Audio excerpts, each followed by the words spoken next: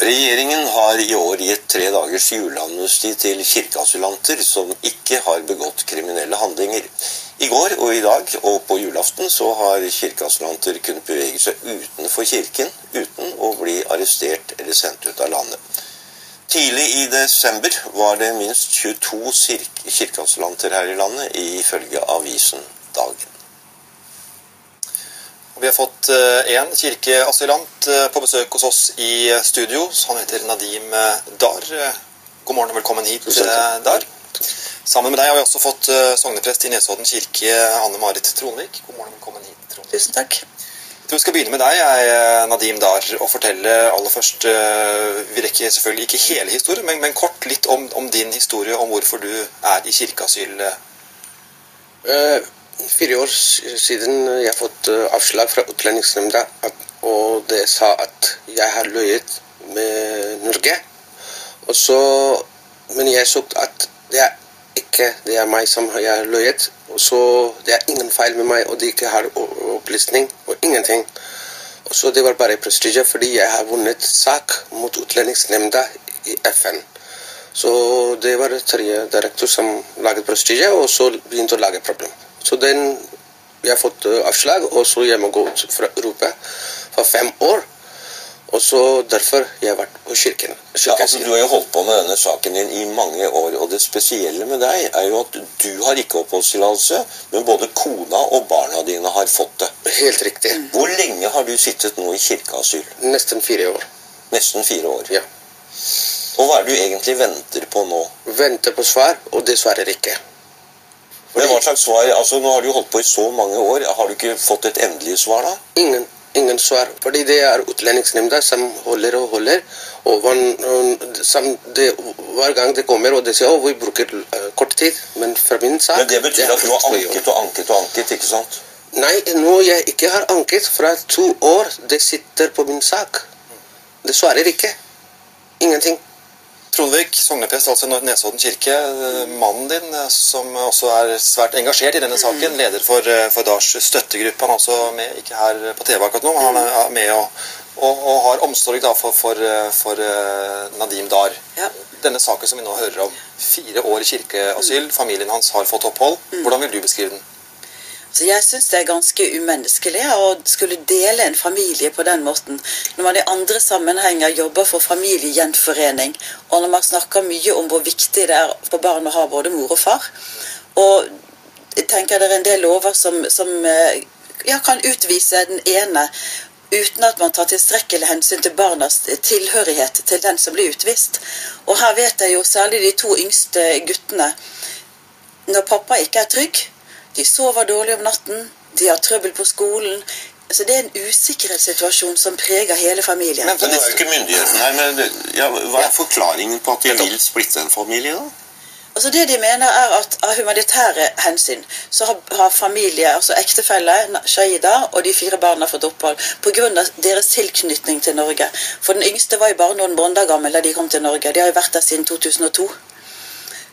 Men samtidig, som Nadim sier, så har de en liten, altså det de mener som er hovedgrunnen til at de vil utvise Nadim, det er at de mener at han har produsert selv en anklage for blasfemi hjemme i Pakistan. Men da tenker jeg, da tar de jo i hvert fall ikke hensyn til hans beskyttelsesbehov der, for myndighetene der vil jo ikke bry seg om det er han som har produsert den blasfemianklagen, eller om noen andre har gjort det. Så det er farlig for han uansett å reise tilbake. Og vi, ut fra den erfaringen vi har, det kjennskap vi har til familien, så tenker vi at Nadim snakker sant.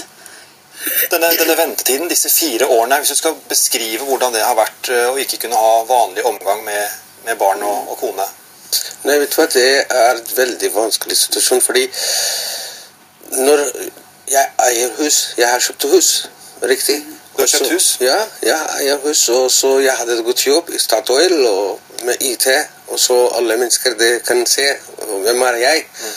Og så når barn kan se at pappa ikke har det trygg, og politikere kommer, fordi vi allerede har det dårlig erfaring, hvor politikere kommer tidlig og hentet oss. Og så nå, hvis jeg prøver å gå hjem, vanskelig. Men de kan komme og besøke deg i kirken? De besøker meg, men de kan ikke komme hver dag. Fordi de går på skolen, kona jobber, så derfor det vanskelig. Men disse 3 dagene nå da, juleamnesti hvor du har kunnet forlate kirken, hvordan har det vært? Vet du hva, det det ting at gå tilbake, lage mye stress. Og så, jeg husker det at siste gang, når jeg var ut med far 7 måneder, og så barna, de sa, pappa, du trenger ikke å være her. Du må gå tilbake til kirken, og jeg kan ikke sove. Og så yngste barn, så det sitter i trappa hele natta. Så derfor, det går ikke. Og så, jeg har aldri vært ned og kastet soppel. Så jeg har aldri vært... Men du tør ikke? Nei. Så det annen gang.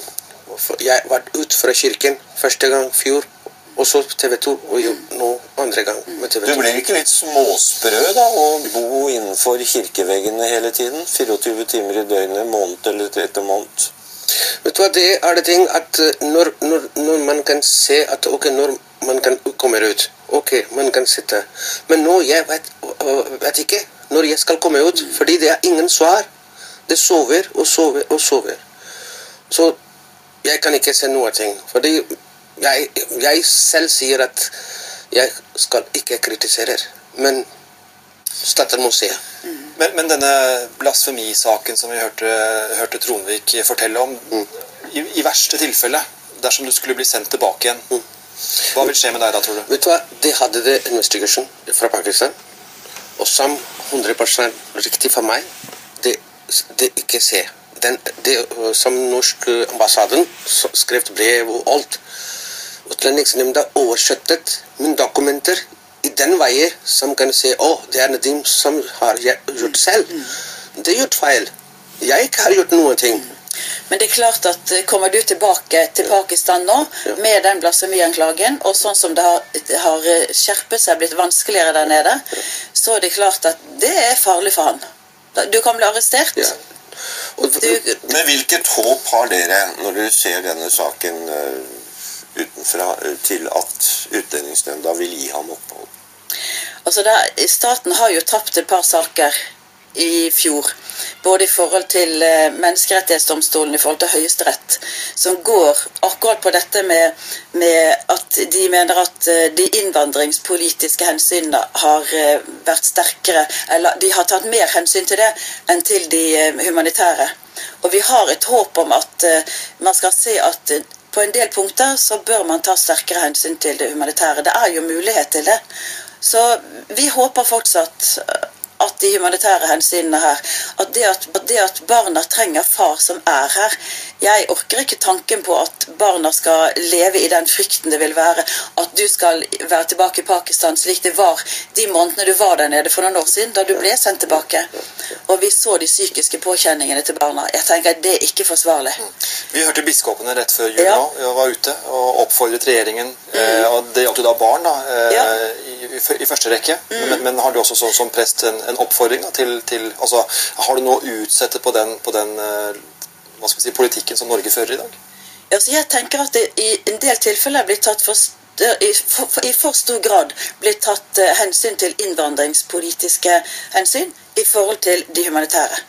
Jeg tenker at her må vi få en mulighet som gjør at vi i større grad kan åpne for å ta hensyn til de humanitære tingene. Altså fordi at å ødelegge en familie på den måten, det synes jeg ikke vi som land kan være bekjent av. Du jo sogneprest på Nesodden, og hvordan har lokalsamfunnet stilt opp?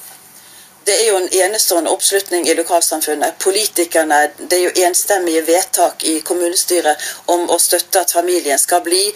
Ordfører har skrevet til Justice Department, Justisdepartementet. Men ikke fått svar. Og har nettopp nå purret på det. Hun har vært med i møte noen ganger. Menighetsrådene, kirken, altså hele lokalsamfunnet støtter jo familien. Så alt som kan gjøres blir gjort? Ja. Men er det en eller annen slags en frist, en dato du nå venter på hvor det kan komme noe svar, eller det ikke noe konkret å se frem til? Ingen konkret dato. Og det jo det som noe av det fortvilende her.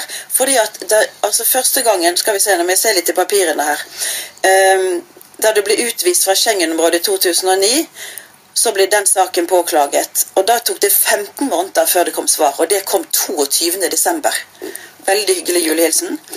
Og nå har saken versert i 2 år, og de sier de skulle behandlet den for 1,5 år siden på høsten. Det var det vi fikk antydning om. Vi har fortsatt ikke fått svar. Og det er noe av det som er fortvilende. Altså, for hver dag så lider jo denne familien. Får du noen begrunnelse for at det tar så lang tid, da? Nei. Ingen grunn. Det er bare... Vet du hva, det er det ting at det spiller. Det tenker at kanskje jeg skal gå ut selv fra Norge, og så det skal vinne. Fordi det jeg har prøvd, hva det kan prøve å vinne sak mot meg. Og FN og alt. Med oversettet feilveier, og ikke brukt godkjent tolk, alt. Det har jeg prøvd. Og nå det spiller med meg som katte med rute. Så det jeg sitter på kirken, og så de vet at hvis endelig jeg skal vinne sak, det jeg håper 100% positivt, fordi jeg har det norske mennesker med meg. Det er ikke utlendingsrommet, jeg har det håp med mennesker og politiske mennesker. Du kan si det vi har fått vite er at de vil ta Nadims sak opp sammen med en del tilsvarende saker, i den grad det er noen som er tilsvarende, og så vil de prøve å se disse under ett. Det er det vi har fått vite med noen tidsfrister. Og vet du hva, det er en ting til, at hovedsak er det militærsak. Hovedsak er ikke blasfemisak. Hovedsak er det militærsak fordi jeg har vært på krigen mot terrorister. Men da må vi bare ønske deg og dere andre lykke til med denne saken. Så håper vi i hvert fall at du får et svar om ikke så lenge. Du skal ikke se bort fra at kanskje sitter en i utlendingsnemnda nå og finner ut at kanskje vi burde ha gjort det litt raskere enn 2 år. Takk til dere begge to for at dere kom til oss. Tusen takk. Tusen takk.